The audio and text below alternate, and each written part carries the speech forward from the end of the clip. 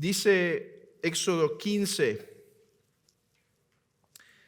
¿quién como tú entre los dioses, oh Señor? ¿Quién como tú, majestuoso en santidad, temible en las alabanzas, haciendo maravillas? Abran sus Biblias, hermanos, en Isaías capítulo 6. Quiero que vean que lo que ahora voy a exponer, este teísmo clásico, no es sino la intención de ser fiel con el énfasis de las Escrituras en lo sublime que es nuestro Dios, en lo alto que es nuestro Dios, en lo trascendente que es nuestro Dios, en lo diferente que es nuestro Dios, en lo majestuoso que es nuestro Dios. Isaías 6, y solamente estoy eligiendo un texto entre muchos, pero dice este texto: en el año que murió el rey Usías, vi yo al Señor sentado sobre un trono, alto y sublime, y sus faldas llenaban el templo. Por encima de él había serafines, cada uno tenía 6 alas, con 2 cubrían sus rostros, con 2 cubrían sus pies, y con 2 volaban. Y el uno al otro daba voces diciendo: Santo, santo, santo, Jehová de los ejércitos, toda la tierra está llena de su gloria. Y los quiciales de las puertas se estremecieron con la voz del que clamaba, y la casa se llenó de humo. Entonces dije: ay de mí, que soy muerto, porque siendo hombre inmundo de labios y habitando en medio de pueblo que tiene labios inmundos, han visto mis ojos al Rey, Jehová de los ejércitos. Y voló hacia mí uno de los serafines, teniendo en su mano un carbón encendido, tomado del altar con sus tenazas, y tocando con él sobre mi boca, dijo: he aquí que esto que tocó tus labios, y es quitada tu culpa y limpio tu pecado. Estaba el Señor en un trono alto y sublime. Había serafines, los seres más excelentes en la creación, con 6 alas. Y como algunos intérpretes dicen, bueno, una era para volar, 2 eran para volar, con otras 2 cubrían sus pies. ¿Por qué pies si son ángeles inmateriales? ¿Cuál es el símbolo de esta visión? Bien decía R.C. Sproul, para evidenciar su condición de criaturas, para evidenciar su condición de criaturas, porque fueron los pies a los que el Señor llamó la atención de Moisés cuando dijo: quita el calzado de tus pies, porque la tierra que pisas, tierra santa es. Pero con otras 2 cubrían su rostro. ¿Por qué cubrían su rostro? Decía Sinclair Ferguson: por la misma razón, o por el mismo sentimiento, podríamos decir, que un pastor voltea su mirada cuando declara esas palabras en el matrimonio: puedes besar a la novia. Porque cuando el pastor declara esa bendición, una vez se ejecuta el matrimonio, aunque los tiene enfrente a estos 2, sabe que eso es un momento privado y especial, y por lo tanto, lo mejor que puede hacer por ese momento tan íntimo, tan especial, tan particular, por eso voltea su rostro. Y así también estos ángeles, al contemplar la gloria del Trino Dios, al ver algo tan sublime, tan especial, no pueden sino también cubrir sus propios rostros. Y daban voces que decía santo. Y recuerden que aquí santo es más que no tiene pecado, no tiene pecado, no tiene pecado. No. La idea aquí por santo es, tú eres otro, Señor. Recuerden que la palabra santo viene de aquella palabra hebrea que significa cortar, separado. Y lo que están diciendo aquí, tú eres otro, tú eres otro, tú eres otro. Y vean quién lo está diciendo. No lo está diciendo un niño que se puede maravillar fácilmente, o incluso un adulto que puede crecer en su entendimiento. Lo está diciendo las criaturas con la mejor inteligencia, con la mejor comprensión, que son los ángeles. Pero cuando los ángeles contemplan al Creador, no pueden decir sino, tú eres otro, tú eres otro, tú eres otro. Y la tierra está llena de tu gloria. Los quiciales de las puertas se estremecieron con la voz del que clamaba, y la casa se llenó de humo. Entonces dije, maldito sea yo. ¡Ay de mí! Porque siendo hombre de labios inmundos y habitando en pueblo de labios inmundos, con mis ojos he visto a Dios. Mis hermanos, en este curso voy a presentar para ustedes, como lo presenté anteriormente en el programa, como lo declaré anteriormente en el programa, voy a hablar sobre la postura clásica de la doctrina de Dios, lo que es conocido como el teísmo clásico. Y si ustedes me permiten, lo que es mi deseo que ocurra a través de este curso, en las diferentes lecciones, incluso cuando éstas estén un poco complejas, un poco difíciles, lo que quiero generar en sus corazones a través de la exégesis de la palabra, a través de la presentación de la palabra, a través de la contemplación de la doctrina, es que ustedes puedan decir en sus corazones, y no solo con nuestras bocas, sino en nuestros corazones, santo, santo, santo. Tú eres otro, Señor. Tú no eres como nosotros. El teísmo clásico es lo que produce en los corazones del pueblo de Dios la misma reacción que Isaías. Diferentes vías. Isaías, revelación sobrenatural. Nosotros, ejercicio de contemplación por la revelación especial de las Escrituras en armonía con la iglesia de Cristo. Mi propósito en esta lección entonces es bastante sencillo. Es poner delante de ustedes, mis hermanos, la forma en la cual abordaremos la doctrina de Dios en este curso, a saber, desde una postura clásica. Quiero hacer consciente al estudiante desde qué trinchera estudiaremos la doctrina de Dios. En otras palabras, quiero hacerles evidente que estudiamos la doctrina de Dios desde el así llamado teísmo clásico.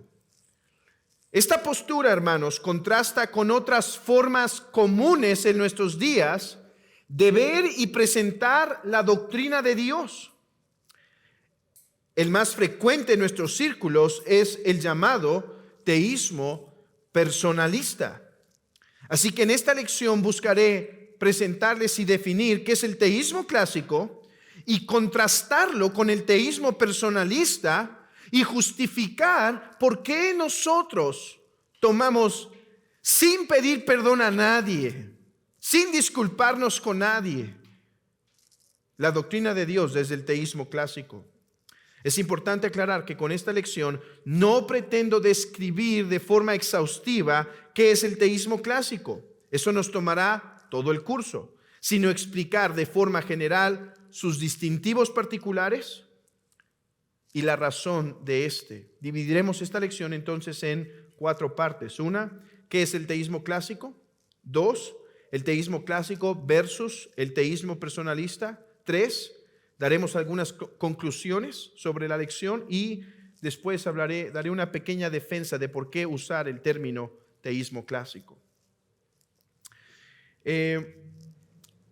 Para esta lección, los que no hayan hecho la lectura, les recomiendo que lean el capítulo 2 de la Confesión de Londres de 1689, ya que se requiere tener esa lectura hecha para esta clase, y también las 25 tesis del teísmo clásico trinitario escritas por Craig Carter, que están disponibles en la página de sacrateología.com o .org.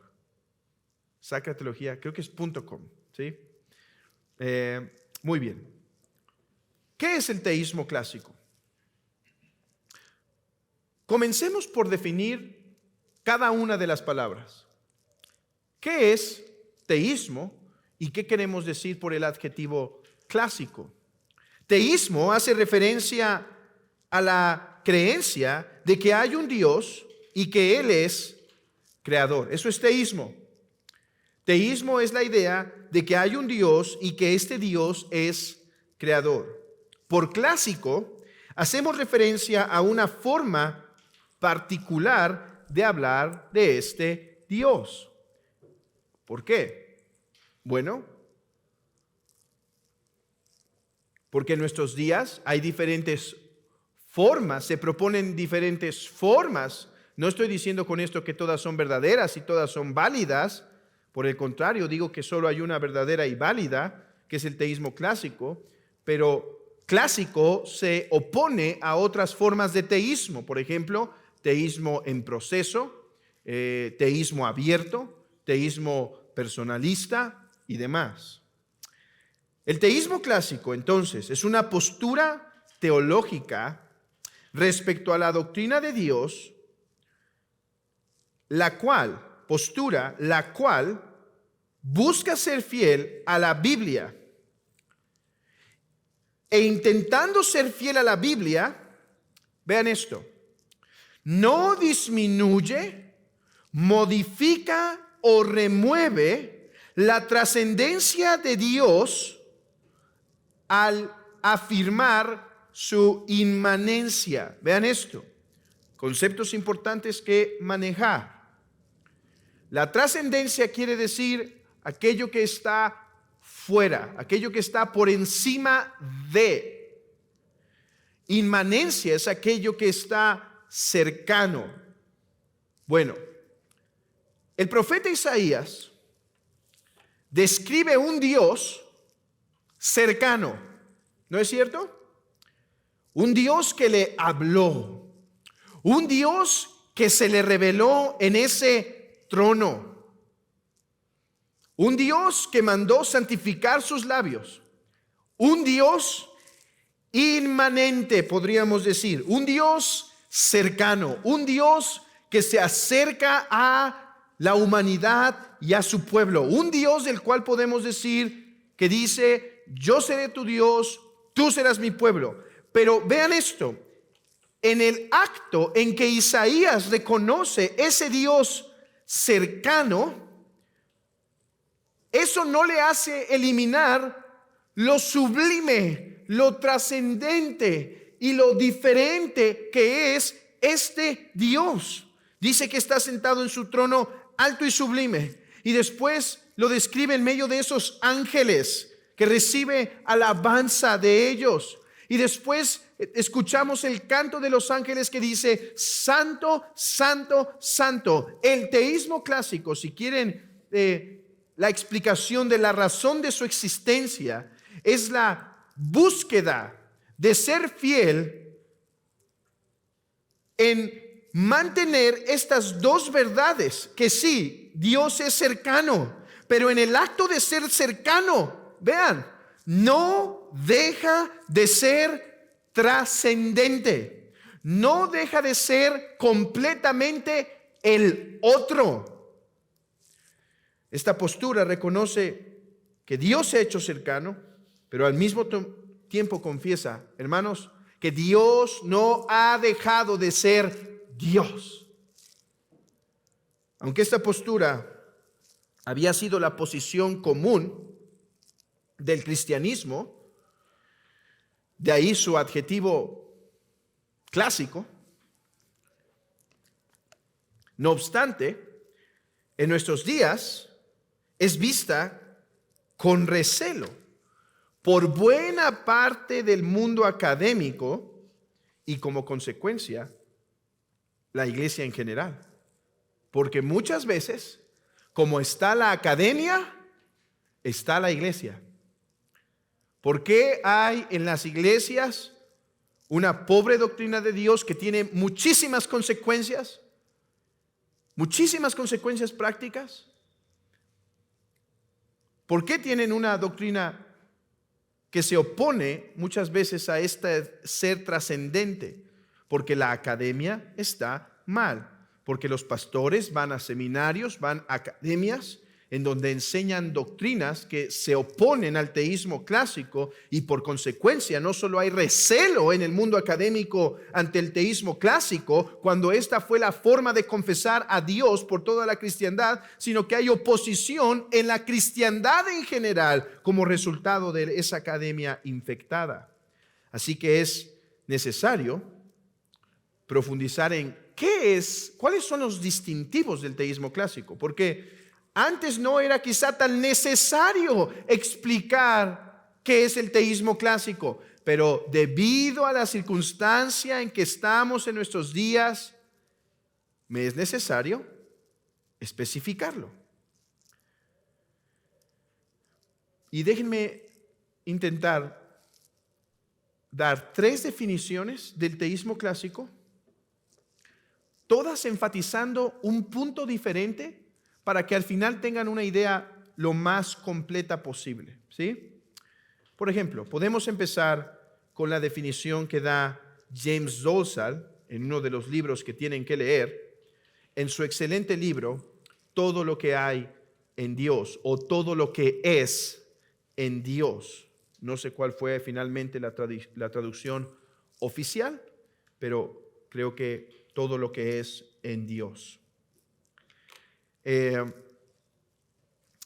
lo que él dice, que es el teísmo clásico. Escuchen. Este se caracteriza por un fuerte apego a la doctrina de la aceidad divina, la inmutabilidad, la impasibilidad, la simplicidad, la eternidad y la unidad substancial de las personas. Ok, ¿qué tenemos en esta definición? Un énfasis en ciertos atributos. Dice James Dolezal entonces que el teísmo clásico puede ser visto, esta no es la única forma de ver el teísmo clásico, pero puede ser visto como aquella postura que enfatiza aquellos atributos, y vamos a usar un lenguaje que ustedes conocen, que es común para intentar transmitir la idea completa, es aquella postura que enfatiza aquellos atributos incomunicables, aquellos atributos que enfatizan la trascendencia de Dios. No ignora a los demás, pero tiene un fuerte apego a doctrinas como la divina seidad, inmutabilidad, impasibilidad, simplicidad, eternidad y unidad substancial de las personas.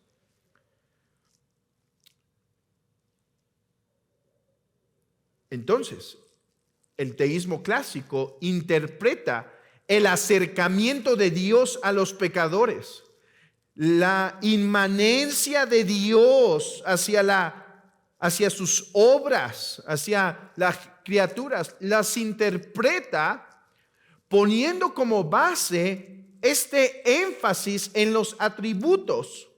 Este acercamiento que Dios hace con los pecadores tiene como base estos atributos. De manera que cualquier cosa que vayamos a decir respecto al acercamiento de Dios es un acercamiento que no se contrapone a la aceidad, inmutabilidad, impasibilidad, simplicidad, eternidad y unidad substancial de las personas. Edward Fisher, uno de los autores que van a leer en 5 pruebas de la existencia de Dios, define el teísmo clásico de la siguiente manera. Él dice: me parece que lo más fundamental del teísmo clásico es la noción de que Dios es la noción de Dios, como aquello que es supremo absolutamente y metafísicamente. Es la noción de que Dios es supremo, absoluta y metafísicamente. Ahorita aclaro esto. Una noción que abarca tanto la concepción de Dios que tenía Anselmo y el enfoque de Dios como causa del mundo de Aquino, Maimónides y todos los demás, y que explica la centralidad de la simplicidad divina en el teísmo clásico. A ver, lo veremos más adelante y ustedes entenderán qué queremos decir, porque Dios es el ser absoluto, el supremo absoluto, cuando veamos el nombre Yahvé y la aseidad de Dios y demás. Pero Edward Fisher define el teísmo clásico como aquella postura que enfatiza, vean, quédense con esto, que enfatiza que Dios es el ser último, el ser más último. Él es la razón de todas las cosas, pero no hay una razón para Él. Él es la causa de todas las cosas, pero no hay una causa para Él. Eso quiere decir, por ser el ser supremo absoluto y metafísicamente, o sea, no hay nada detrás de Dios que lo haga ser quien es, sino que Él está completo en y de sí mismo. Y dice Fisher, y no solo esto, sino que además el teísmo clásico no solo pone un énfasis como en Dios, como el ser absoluto, sino que pone un énfasis a la doctrina de la divina simplicidad. ¿Por qué? ¿Por qué el teísmo clásico pone un énfasis en la doctrina de la divina simplicidad? ¿Y por qué nos vamos a romper la cabeza en algunas horas para meditar sobre la doctrina de la divina simplicidad? Porque la doctrina de la divina simplicidad es uno de los atributos que más enfatiza que Dios es el ser supremo, absoluto y metafísicamente. Es el ser supremo, absoluta y metafísicamente. La doctrina de la divina simplicidad es una de las bases para este concepto. Edward Fisher, en su artículo que se titula ¿Qué es el teísmo clásico?, insiste sobre este punto. Lo más significativo del teísmo clásico es que Dios es el ser más absoluto. Así lo expone él, escuchen. Dios debe concebirse ante todo como la realidad última en el orden del ser y la explicación última de las cosas en el orden de descubrimiento. O sea, la causa o la razón que da sentido a todas las cosas. A este aspecto conviene subrayar, dice Edward Fisher, que la tesis es tanto bíblica como filosófica. Y ahorita hablaré más de esto. O sea, Edward Fisher dice, el teísmo clásico insiste en que Dios es el ser absoluto, el ser último, la realidad última en el orden del ser y la explicación última en el orden de las cosas de descubrimiento. Y dice esto por 2 razones. Por su deseo de basarse en la correcta razón y en las santas escrituras. Porque la razón me dice que Dios debe ser el ser supremo metafísicamente hablando. Pero las escrituras confirman eso. Veamos otra definición. Ya vimos una definición a través de James Dolezal, que insiste en que el teísmo clásico se compone de dar lugar prioritario a ciertos atributos que enfatizan la trascendencia del ser de Dios y que ponen, por así decirlo, una base ontológica en cuanto al ser divino. Ya vimos otra definición por Edward Fisher que define el teísmo clásico como aquella postura que enfatiza a Dios como el ser absoluta, supremo, absoluta y metafísicamente hablando. Y veamos una definición más por un autor llamado David Bryan. Él dice que lo central del teísmo clásico es su enfoque particular de la doctrina de la creación, de acuerdo con la cual todo, aparte de Dios, de alguna manera, depende de Dios como su causa. Y también dice, en el término teísmo clásico, no hay causalidad desde la criatura hacia Dios, debido a que las criaturas son el puro afecto de Dios. O sea, David Bryan define el teísmo clásico como Dios y el mundo es afectado por Dios, pero no hay una reciprocidad aquí. Dios no es afectado por el mundo. Dios es quien da su forma, su causa, su forma de ser, su existencia al mundo. Pero el mundo no hace nada en Dios, no le da existencia, no le da atributos, no lo perfecciona. Todo eso no existe.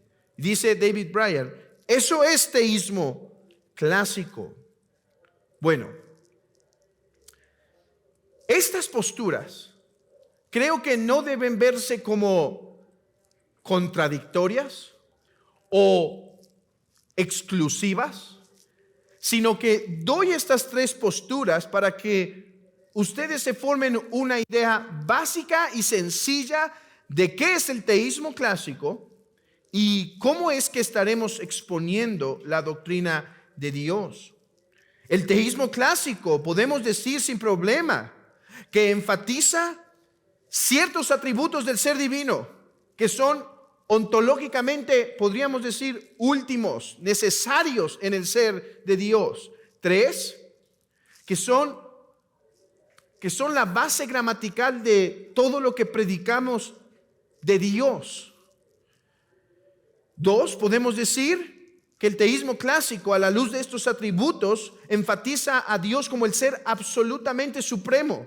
Y 3, que el teísmo clásico enfatiza una no reciprocidad. El mundo sí es afectado por Dios, pero Dios no es afectado por el mundo en ningún sentido. Y entiéndase aquí por afectado, no meramente negativamente hablando, sino en cualquier sentido. Para usar lenguaje que ustedes ya conocen e irán perfeccionando a través de estas lecciones, Dios no es actualizado en su ser por el mundo. Si tenemos que elegir, no obstante, algo sobre qué define particularmente el teísmo clásico, creo que podemos decir que podríamos alinearnos con el pensamiento de Edward Fisher. La ultimidad de Dios en el orden del ser. La ultimidad de Dios en el orden del ser, o sea, el ser supremo. Esto pone restricciones estrictas sobre lo demás que podemos decir de Dios y sobre cómo debemos interpretar las otras cosas que decimos de Él. ¿Sí? Dice Edward Fisher. Basados en esta realidad que proviene de la Biblia misma, Éxodo 3, yo soy el que sois, o Génesis 1, en el principio creó Dios, o Isaías 6, o Isaías 40 al 48, o el libro de los Salmos, o Éxodo 15, o Números 23, o Malaquías 3, etcétera. Se hacen, basados en esta realidad que proviene de la Biblia misma, se hacen ciertos énfasis teológicos en la doctrina de Dios. Por ejemplo, es bien sabido que el teísmo clásico insiste que Dios es simple o no compuesto, que Dios es impasible, que Dios es inmutable, que Dios es eterno en el sentido atemporal, omnisciente en el sentido que implica un conocimiento completo del futuro, y omnisciente en el sentido de que no puede haber nada que exista o ocurra independientemente de su poder. Vamos a ver esa definición de omnipotencia. No es solo que todo lo puede, es que nada se puede sin Él, sino que Él es la causa última de toda virtud y poder. Si pudiéramos resumir los puntos que enfatiza el teísmo clásico, podríamos decir que es la trascendencia de Dios, Dios como la causa última de todas las cosas, una clara diferencia entre creador y criatura, la no afectación del trascendente Dios por la criatura y la ultimidad de Dios que se vuelve un principio rector. En resumen, citando las palabras de Edward Fisher, la tesis de que Dios debe ser concebido ante todo, esto es el teísmo clásico, la tesis de que Dios debe ser concebido ante todo como la realidad última en el orden del ser y la explicación última en el orden de descubrimiento. Que cuando se sigue coherentemente, esto implica que los atributos divinos deben incluir simplicidad, inmutabilidad, impasibilidad, etc. Muy bien. Espero que eso nos dé una idea de qué es el teísmo clásico. Pero ahora, para seguir creciendo en nuestra comprensión del teísmo clásico, contrastemos esta postura con otra moderna en nuestros días. Una innovación que llamaremos teísmo personalista. En esta lección estoy contrastando el teísmo clásico con el teísmo personalista. Pero el teísmo clásico podría también contrastarse con otras diferentes posturas respecto al teísmo. Por ejemplo, el deísmo, la teología del proceso, el teísmo abierto, entre otras desviaciones. El deísmo, por ejemplo, argumenta que el mundo puede existir sin un acto de conservación concurrente de parte de Dios y de la creación. O sea, que Dios y la creación pueden ser independientes. El mundo puede existir sin Dios, así como Dios puede existir sin el mundo sin Dios. Bueno, tal postura hierra porque nosotros decimos que Dios es el único ser absolutamente último, metafísicamente hablando. Dice un autor, una de ellas es la doctrina de la conservación divina, según la cual el mundo no podría persistir en el ser ni siquiera por un instante, a menos que Dios lo conserva en el ser. Otra es la doctrina de la concurrencia divina, que sostiene que las cosas creadas no pueden ejercer poder causal ni siquiera por un instante, a menos que Dios concurriera con su actividad, impartiéndoles poder causal.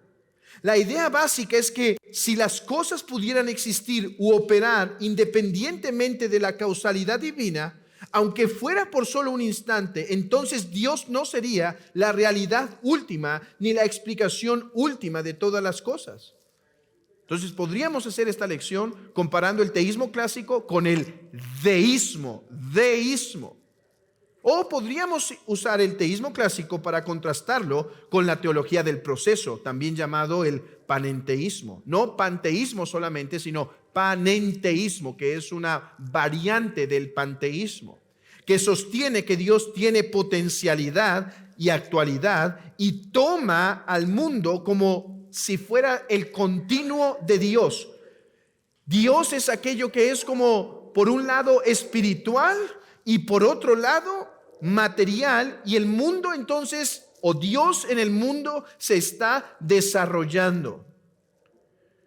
O podríamos utilizar el teísmo abierto, que sostiene que Dios no conoce todas las cosas, sino que aprende y por tanto es cambiante y por tanto tiene potencia también, potencialidades de cambiar, de ser actualizadas. Pero quiero que sepan esto, el teísmo clásico se opone a todas estas: deísmo, teísmo abierto y teología del proceso. Pero nosotros vamos a contrastarlo con el teísmo personalista. ¿Por qué se le llama teísmo personalista?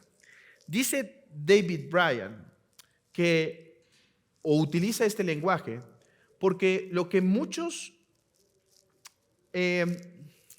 teólogos han querido hacer es eliminar ciertos atributos de Dios, disminuirlos, modificarlos, diluirlos, con el propósito que sea más evidente que Dios es personal, que Dios es relacional. ¿Por qué elegimos, dentro de las diferentes opciones que tenemos para contrastar al teísmo clásico, por qué elegimos el teísmo personalista? Bueno, porque en la tradición reformada de nuestros días, no en la tradición reformada de nuestros antepasados, sino en la tradición reformada de nuestros días, la que más amenaza el teísmo clásico en nuestros contextos es el teísmo personalista. Así que yo podría hablar esta tarde, esta noche, del teísmo clásico versus deísmo, pero bueno, no tenemos el deísmo tan cerca, al menos no nosotros como seminario, ¿sí? Sí existe este problema, claro que está presente en el mundo académico fuera de la iglesia y en algunos que se llaman religiosos. Podríamos hablar también de la teología del proceso y el teísmo abierto, pero yo creo, mis hermanos, que no habría tanto fruto de contrastar el teísmo clásico con esto, porque no es una amenaza que tenemos tan real. Pero el teísmo personalista es algo que está llamando a la puerta de la tradición protestante. Y podría darles algunos nombres famosos de teólogos que están promoviendo esto. Por ejemplo, John Frame. Por ejemplo, al menos el libro antiguo de Scott Oliphant. Y hay seminarios que están rechazando el teísmo clásico, y me limitaré a dar más nombres para no generar enemigos innecesarios, pero hermanos, esto está a la puerta. Incluso buenos y excelentes hermanos que nosotros apreciamos patinaron en algunas cosas en esto por lo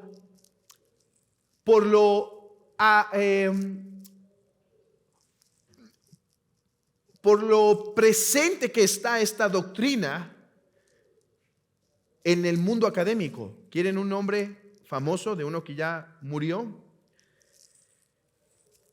G.I. Packer. G.I. Packer tiene un excelente libro de el conocimiento de Dios, el conocimiento del Dios Santo, que yo lo recomiendo. Es práctico, es útil, es beneficioso, pero si no me equivoco, patinó un poquito en algunas cosas específicas en este aspecto. Mis hermanos, literatura que está saliendo, que está siendo traducida, trae un poco de esta, llamémosla, infección. Por eso se me hace útil contrastar el teísmo clásico con nuestra más eminente amenaza, el teísmo personalista, o también llamado por James Dolezal teísmo mutualista, teísmo personalista y teísmo mutualista. Ya vimos cuál es el énfasis cuando David Bryan, no es David Bryan, es Davis. No me quiero equivocar aquí. Sí, es Brian Davis. Ya vimos qué es lo que quiere decir por teísmo personalista. Y Dolezal, por teísmo mutualista, quiere enfatizar esto. Quiere enfatizar que muchos quieren establecer la doctrina de Dios como un Dios da, el mundo da a Dios. Entonces hay una mutualidad. Hay yo hago y recibo. Entonces, quieren ver en Dios, muchos de estos teólogos, ver que Dios es afectado, recuerden, no negativamente hablando solamente, sino que Dios es afectado por el mundo en una manera, hay una mutualidad. Vean lo que dice James Dolezal. En contraste a esta perspectiva más antigua de un Dios radicalmente independiente, simple y puramente actual, se encuentra el nuevo enfoque del mutualismo teísta, llamado por algunos teísmo personalista. Con el afán de representar a Dios como más cercano, los teístas mutualistas insisten que Dios está involucrado en una relación genuina de dar y tomar con sus criaturas. Hermanos, y esto trae una modificación radical en un montón de cosas. Esto trae modificaciones no solo en atributos esenciales de Dios que se empiezan a pasar por alto. Esto trae consecuencias para la doctrina de la Trinidad. Esto trae consecuencias para la doctrina de la creación. Esto trae consecuencias para la doctrina de la encarnación. Porque si Dios es un Dios que recibe, entonces la encarnación no es un misterio. Simplemente es más extremo el mutualismo y ya.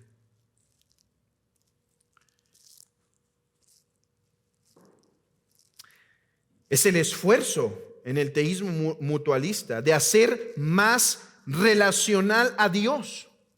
Es un esfuerzo de los teólogos por hacer a Dios más significativo para el mundo, pues según ellos, el Dios trascendente que nos presenta el teísmo clásico no es suficientemente significativo. Y para seguir con aquel teólogo alemán que decía, un Dios que no sufre no nos sirve en la Segunda Guerra Mundial. Un Dios que no sufre no puede compadecerse de nosotros. Si queremos un Dios que impacte el mundo, tenemos que tener un Dios que también sea capaz de sufrir como nosotros, pero no el Dios inmutable, trascendente, el otro del teísmo clásico. Y de una forma más modificada, más tenue, así está en nuestros días. Sus promotores han caído en lo que Michael Dodds llamó la tentación del teólogo a la luz del misterio. Reducir el misterio para hacerlo entendible al hacer a Dios menos bueno, menos poderoso, menos divino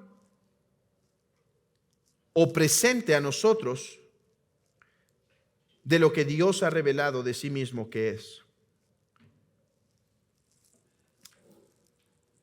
Hermanos, cuando llegamos al misterio, nos quedamos con lo que comprendemos en las Escrituras, y aunque sea difícil de aceptar, de vincular, recibimos el misterio en adoración y callamos. Como decía Agustín, te adoro en mi ignorancia. No intento resolverlo para que sea fácil en mi mente. te adoro en mi ignorancia.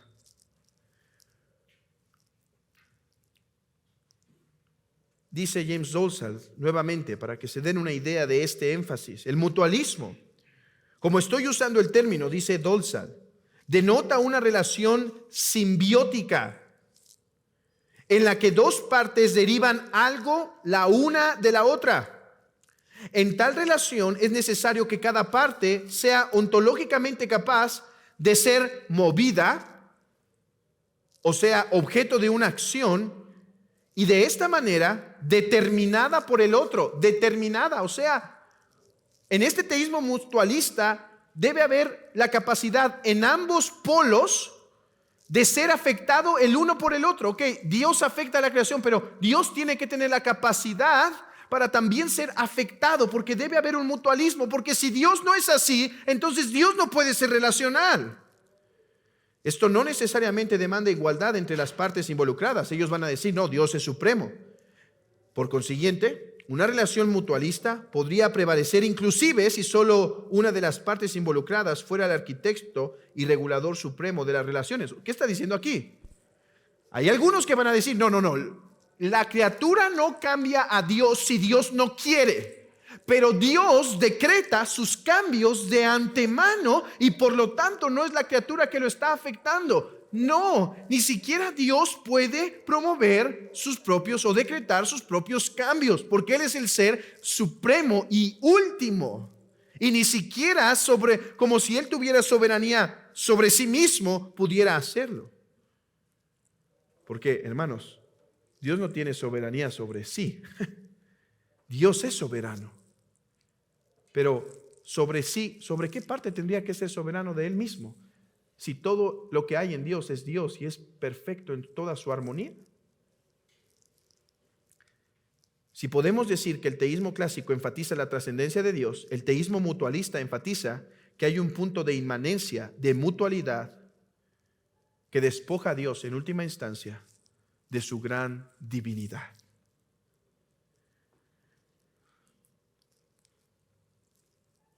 Algunas distinciones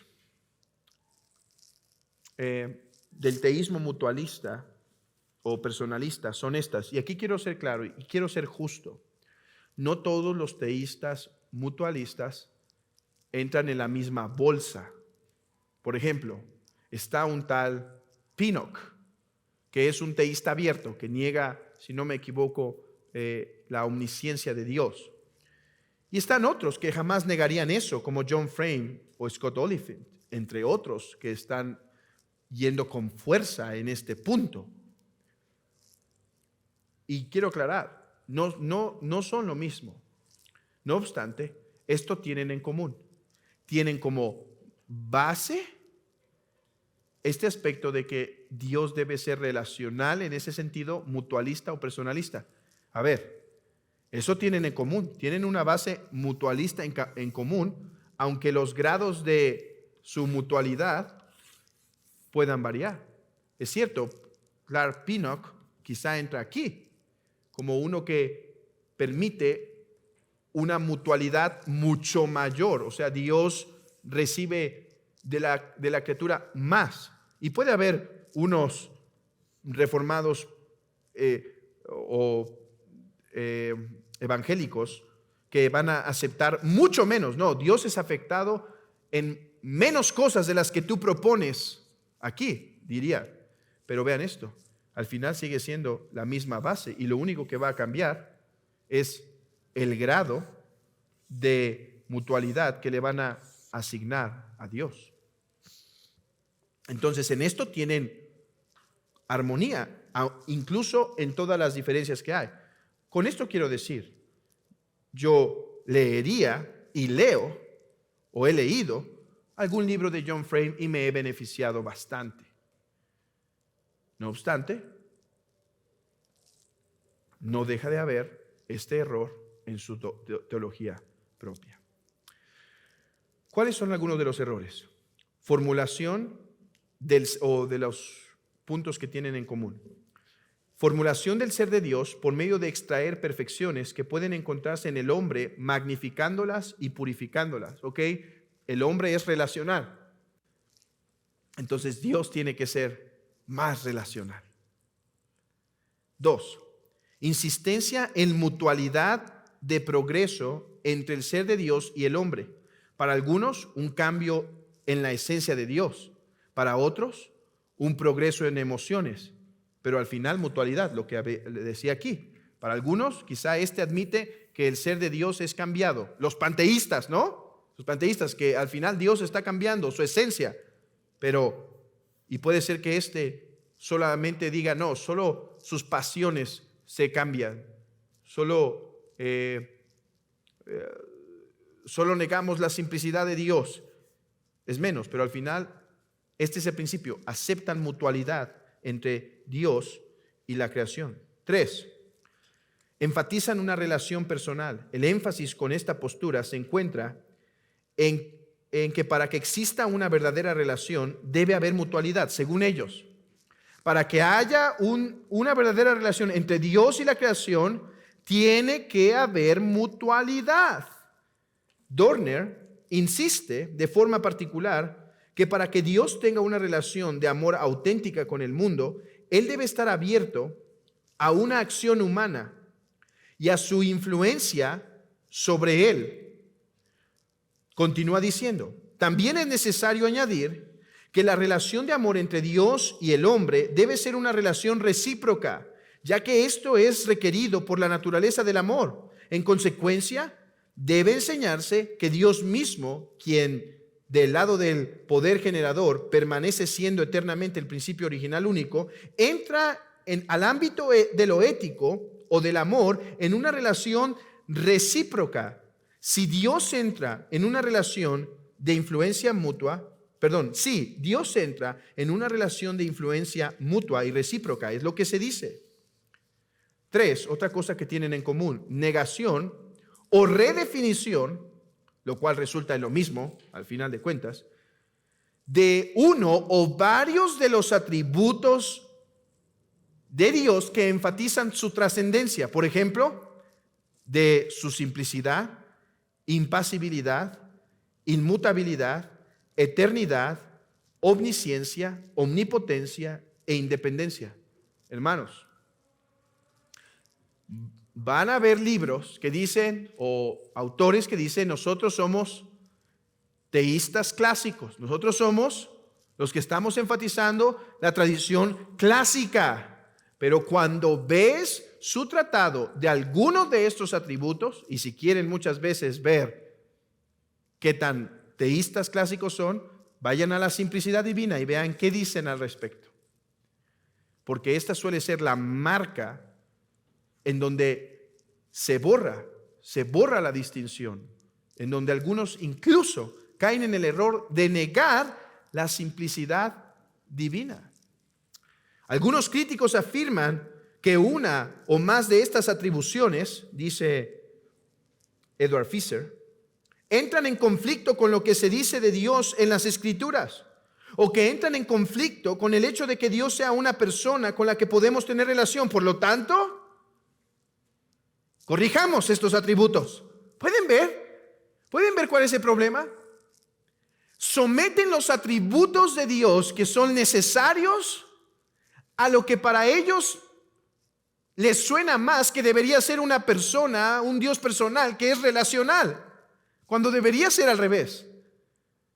Lo que yo voy a decir del Dios que se relaciona no puede ir en contra de lo que ya sé que la Biblia afirma que es el ser trascendente.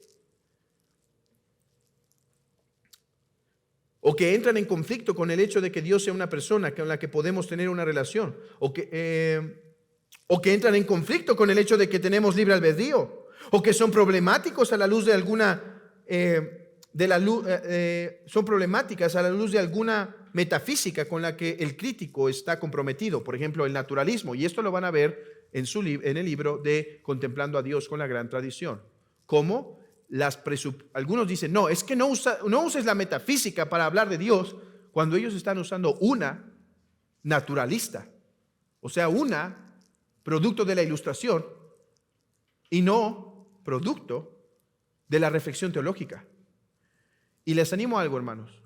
El libro de Contemplando a Dios con la Gran Tradición, hay partes difíciles si pueden, vean el material que se está sacando en Sacra Teología. Acompañen su lectura. Pueden leer un capítulo del libro de Contemplando a Dios con la Gran Tradición y ver un capítulo un video de Craig Carter, en donde en los videos él explica su contenido y así se van a enriquecer sobre este tema. Por último, suelen tener una lectura literalista de la Biblia. Richard Mueller cita a un teólogo que representa bien la postura mutualista e insiste sobre el teísmo personalista. Dice él: qué irónico es para el teísmo clásico afirmar que Dios es limitado y negar que es capaz de hacer las mismas cosas que la Biblia dice que puede hacer y realmente hace. Cambiar es algo que Dios puede hacer. ¿No dice eso la Biblia? Se arrepintió. Y lo más maravilloso es que algo que Dios desea hacer por amor a nuestra salvación. Hemos de decir que la idea griega de la inmutabilidad absoluta en Dios es falsa y engañosa cuando se evalúa a la luz de las Escrituras. Entonces tienen una lectura literalista de las Escrituras. Una lectura donde dice Dios se arrepintió y dice Dios se arrepiente. Dios cambió, no hay ninguna frase así, pero un texto donde diga cambió de opinión aparentemente. Dios cambia. Bueno, no vaya a ser que pronto vayan a interpretar que cuando Jacob pelea con Dios, ya vayan a decir, bueno, el hombre le da batalla a Dios. El hombre puede estar cerca de la victoria contra Dios. Esto evidencia que la razón de la diferencia entre el teísmo clásico y el teísmo mutualista o personalista radica muchas veces en el método, y por eso la importancia del curso de prolegómenos en donde explicamos cómo es que debemos hacer teología para mantenernos en la ortodoxia. El teísmo clásico da preeminencia a todos aquellos atributos en la Biblia que enfatizan su trascendencia. Los fortalece con la verdad filosófica de la trascendencia divina e interpreta todos los textos a la luz de ello. Pero es importante aclarar que el teísmo clásico pone énfasis en que la unidad de la filosofía clásica realista, pero al mismo tiempo en las Escrituras. El teísmo clásico procede de las Escrituras y es afilado por la filosofía. El teísmo clásico, dice Edward Fisher, es una tesis que es a la vez bíblica y filosófica. ¿Por qué? Por algo que vimos en Prolegómenos. Porque la fe no destruye la naturaleza, sino que la perfecciona. Cuando nosotros llegamos a la fe, tenemos una idea de quién es Dios. Y ahora, a través de las Escrituras, contemplamos y vamos purificando nuestra idea. Pero no solo a través de las Escrituras y ya, sino también a través del ejercicio de la razón sobre lo que Dios necesariamente debería hacer. Y no tenemos ningún problema en armonizar estas dos. ¿Por qué? Porque todo lo que podemos conocer por la razón, que es confirmado y perfeccionado por las Escrituras, es verdad. Conclusión. Y aquí vamos perfilándonos al final de esta lección. Este nuevo acercamiento a la doctrina de Dios no debe ser visto como inofensivo. Cuando algunos teólogos comenzaron a hacer cambios importantes en la doctrina de las Escrituras, el mundo evangélico saltó escandalizado. ¿Que las Escrituras no son suficientes? ¿Que las Escrituras no son inspiradas? ¿Que las Escrituras no son infalibles? Y correctamente saltaron a la defensa de tales errores. Pero ahora que la doctrina clásica de Dios es ligeramente modificada, sí es Dios trascendente, pero hagamos esta modificación. Sí, Dios es simple, pero corrijámoslo de esta forma. Sí, Dios es inmutable, pero acomodémoslo así. Ahora nadie salta. Ahora nadie sale a la defensa. Y se espantan cuando algunos tomamos la batuta de recobrar aquella fe que fue confesada, no por un teólogo despistado en el camino, sino que fue confesada por los más grandes teólogos de la historia de la iglesia, desde Atanasio hasta Agustín, hasta Gregorio Nacianceno, Basilio de Cesarea, Gregorio Nisa, Juan el Damasceno, Bonaventura, Anselmo, incluso con sus diferencias, Gregorio el Grande, Dionisio o Pseudo Dioniso el Areopagita, Tomás de Aquino, William Ames, Francisco Turretin, Petrus van Maastricht. Se espantan cuando tomamos la batuta de decir, no, confesemos la postura clásica. Claro, tengamos cuidado y corrijamos cualquier error o cualquier énfasis desmedido, pero no permitamos que nuestra filosofía naturalista y nuestra idea de lo que es persona o lo que debería ser Dios, nuestra razón, eliminando el misterio, nos haga corregir la doctrina. Vean lo que dijo Carl Truman. Cuando alguien comienza a remendar la doctrina de las Escrituras, muchos cristianos instintivamente sienten que están haciendo algo infame. Pero cuando alguien comienza a remendar la doctrina de Dios, muchos simplemente suponen que gente muy inteligente está involucrada en el mejoramiento de la tradición. El teísmo mutualista nos termina presentando a otro Dios. Hermanos, el teísmo personalista nos da un falso Dios. ¿Por qué predicar el teísmo clásico? ¿Por qué enseñar el teísmo clásico? Me gusta lo que dijo Edward Fisher, porque simplemente es el teísmo verdadero. ¿Por qué el teísmo clásico? No es porque es la postura filosóficamente más atractiva, más sencilla, no lo es de hecho, sino porque es la verdadera doctrina de Dios. El teísta personalista o neoteísta, dice Edward Fisher, concibe a Dios esencialmente como una persona comparable a las personas humanas, solo que sin las limitaciones que nosotros tenemos. Esto me recuerda ya a un tiempo en la historia de la humanidad, en donde tuvimos personas que utilizaron el concepto del hombre y lo perfeccionaron, solamente quitándole los mayores errores posibles, aunque a veces no lo lograron, y se llamó paganismo.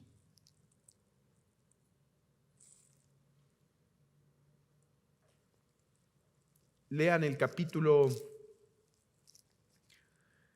3, acabo de leer ese capítulo esta semana, si no me equivoco es el capítulo 3 de Contemplando a Dios con la Gran Tradición de Craig Carter, en donde él expone cómo este nuevo teísmo está haciendo al mundo regresar al paganismo de antaño. Nuestro esfuerzo, por lo tanto, debe ser buscar la mayor ortodoxia en este curso, definiendo ortodoxia como el consenso eclesial de la interpretación de las Santas Escrituras.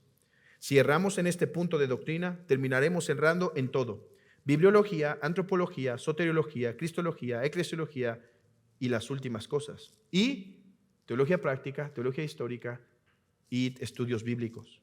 Además, no solo traerá consecuencias teológicas, sino prácticas. La doctrina de Dios es el campo en donde se siembra la piedad, pero si no se provee la doctrina correcta, ¿cómo podrá ser cosechada sin que ésta termine contaminada?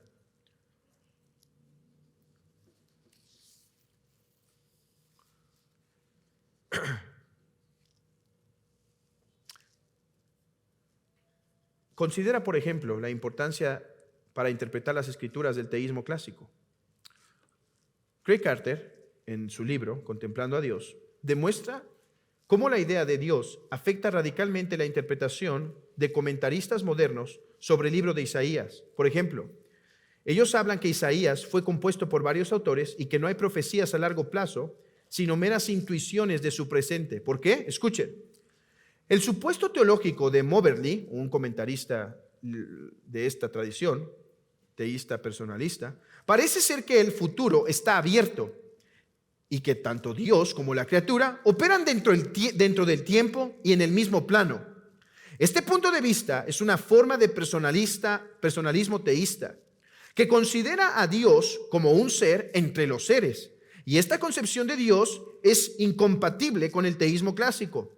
En la ortodoxia clásica, Dios y la criatura actúan en planos distintos. Dios está fuera del tiempo y es completamente soberano sobre él. El libre albedrío humano no cuestiona ni niega la soberanía divina. Son compatibles. Esta cuestión teológica no solo afecta la visión de la profecía predictiva, sino también la posibilidad de la inspiración misma. Y por eso es que tienes un debate en el principios del siglo XX, si no me equivoco, sobre la inspiración. Porque si Dios es un ser entre los seres, entonces claro que choca su acto de inspiración con la libertad del hombre de escribir. Pero si Dios es el ser que trasciende en otro plano, entonces no hay ninguna inconsistencia en que Él es el soberano director cuando el hombre fue libre al mismo tiempo en su acto de escribir la palabra de Dios. Por lo tanto, hermanos, este curso pienso que es de suma relevancia, porque a través de este curso vamos a establecer una sólida, profunda, sí difícil, sí, pero necesaria doctrina clásica de Dios, el teísmo clásico. Y bueno, vamos a concluir aquí. El cuarto punto ustedes lo podrán leer por sí mismos, en donde hablo por qué defender y seguir usando el término teísmo clásico. Hay un autor que yo respeto mucho, que es de mucho de mi agrado, que se llama Stephen Duby, que en un nuevo libro que apenas sacó, que se llama Jesús y el Dios del teísmo clásico, aunque defiende esta postura del teísmo clásico, dice, no es tan necesario que nos casemos con el término teísmo clásico.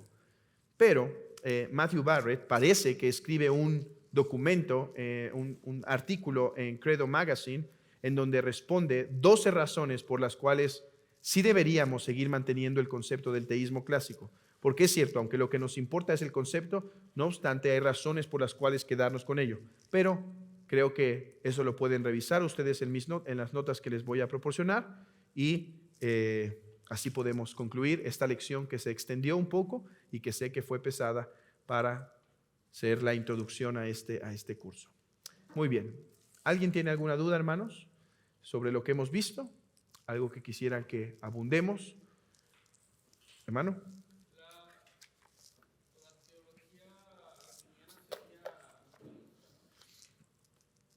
Hay un debate al respecto. Hay algunos que van a decir, y la verdad es que yo me inclino a eso, que necesariamente el arminianismo caería en un teísmo mutualista. Otros van a intentar defender que tú puedes ser incluso arminiano,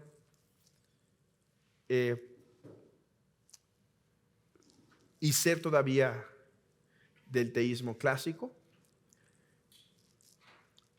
Pero bueno, yo creo que puede ser que haya algún teólogo inconsistente que sea arminiano, que sea un teísta clásico. Por ejemplo, no sé hasta qué punto Thomas Oden, uno de los fuertes promotores del teísmo clásico, permaneció un tanto, si no me equivoco, metodista de la línea wesleyana, y aún así creo que fue un fuerte promotor del teísmo clásico. Entonces, en lugar de juzgar por tradiciones, creo que deberíamos revisar los diferentes hombres y ver si dentro de su teología qué prefieren, y bueno, ya después sería revisar también qué tan consistentes son con esa postura, porque yo creo que la postura de la predestinación, de la elección soberana de Dios, está en más armonía con el teísmo clásico, aunque pudo haber teólogos que no hablaron de eso tan claramente o no con toda precisión y que aún así entran dentro del teísmo clásico, ¿no? No por nada, Agustín, uno de los grandes defensores de la predestinación, no por nada, Aquino, uno de los grandes defensores de la predestinación son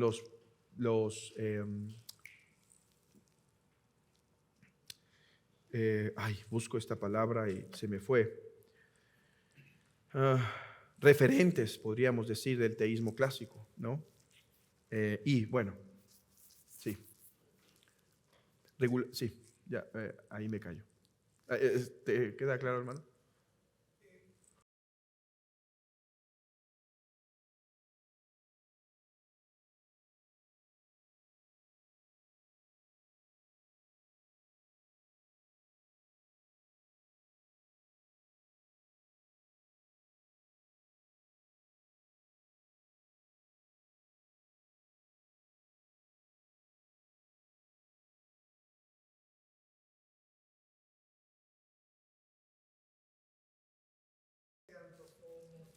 Así es.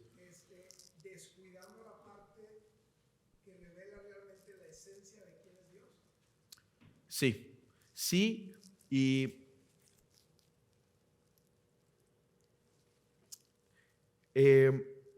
es una interpretación de las Escrituras totalmente moderna. O sea, ellos van a enfatizar que que defienden su teísmo mutualista, aunque ninguno de ellos se va a decir, soy teísta mutualista. Creo que no, pero ninguno de ellos va a decir, soy teísta mutualista, pero lo que les caracteriza es que ellos van a decir, nosotros somos bíblicos respecto a la doctrina de Dios, ¿no? Somos bíblicos, enfatizamos las Escrituras, pero su lectura de las Escrituras, hermano, van a decir ellos, nosotros estamos libres de las ideas griegas, de esa mala filosofía, porque esa filosofía contaminó a Agustín, contaminó a Atanasio, contaminó a Gregorio Nacianceno, contaminó la era medieval y alcanzó incluso a nuestros padres reformados, y por lo tanto, por eso leen las Escrituras así, pero nosotros estamos siguiendo la tradición reformada y sola Escritura, y nos vamos a librar de esa filosofía griega muerta. Mi punto es, bueno, lo que están haciendo es simplemente interpretar las Escrituras desde una filosofía heredera o procedente de la Ilustración, una filosofía naturalista. Si quieren investigar este tema con detalle, lean el libro Interpretando las Escrituras con la gran tradición de Craig Carter. ¿Por qué? Craig Carter empezó su trilogía, va a ser al final una trilogía, contemplando a Dios con la gran tradición. Él dijo, ok, voy a hacer un libro de cómo es que debemos leer las Escrituras y contemplar a nuestro Dios, este Dios trascendente. Pero en el trayecto se dio cuenta y dijo, oye, ya sé cuál es uno de los problemas por los cuales no hay esta teología clásica en nuestros días. Es que no se sabe interpretar las Escrituras. Entonces hizo el otro libro, el primero. Tuvo que irse para atrás y decir, primero hay que demostrar por qué nuestro cristianismo actual tiene una mala interpretación, ¿por qué no tiene un teísmo clásico? La razón, una mala interpretación de las Escrituras, una falta de contemplación de las Escrituras, una falta de consideración de ciertas proposiciones metafísicas y un rechazo al uso de la teología natural en el proceso. Esos son dos claves. Son dos cosas distintas, pero los acompañan. Los teístas mutualistas metodológicamente no ponen atención a ciertos presupuestos verdaderos metafísicos que deberían ser básicos en nuestra interpretación de las Escrituras y de la realidad, que son verdaderos y no los podemos ignorar. Y dos, hay un rechazo e ignorancia de lo que la teología natural puede beneficiarnos en la interpretación de las Escrituras. Son dos cosas diferentes, pero están relacionadas.